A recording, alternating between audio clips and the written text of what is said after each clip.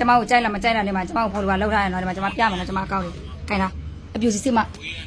ရှင်းကျမလင်းစာပေးမယ်နော်စင်အပြူစစ်တယ်နော်အပေါက်ကြီးနဲ့နော်โอเคအေးပြီးရောဒီမှာရှင်းသူကျမကိုဖော်လို့လောက်ထားတယ်ရှင်းဒီမှာဒါကျမအကောက်နော်ဒီမှာဒီမှာဖော်လို့လောက်ထားတယ်ဒီမှာတကောက်ကျမအကောက်တွေများတယ်ဆိုလေအကောက်နဲ့များတယ်ကျမလည်းလင်းလည်းများတယ်ရှင်းတော့မကြွားတော့မကြွားဘူးလေဒါမှပြောပြချင်တာပေါ့နော်နော်ရှင်းလိမ့်မယ်အော်အပြူစစ်စစ်မေ့ပါနဲ့မောင်မေအသက်30စစ်စီပြီးစစ်နေသေးပေါ့စစ်အရွေးလို့လားအရွေးလို့လားအဲ့လောက်ထိမရွေးနဲ့လေရှင်းရလဲရှင်းဘလို့ပုံစံယောက်ျားလေးကိုကြိုက်လေပြောပါဦးဟမ်ဘလို့ပုံစံကြိုက်လဲလီးရှိတာကြိုက်လားလီးတူကြိုက်လား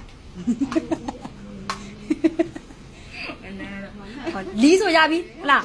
လီးဆိုရပြီတဲ့နော်ဒီမှာအပြူစစ်စစ်နော်ဒီမှာအနေထားကြီးကြီးလိုက်ဒီမှာနော်အသက်30စစ်ပဲနော်ဒီမှာမနက်ထက်ငယ်တယ်ဆင်နော်သွားလိုက်ဦးမယ်နော်ဟဲ့ဆိုင်ပိုင်စင်သွားတော့မယ်နော်ဆိုင်ပိုင်စင်ချိုးလာနေပါไปละမဒီလားအဲ့ဒါလည်းစစ်နေစေလားဟိုတို့ကစစ်တော့စစ်နေသေးလားမစစ်တော့ဘူးလားဟာ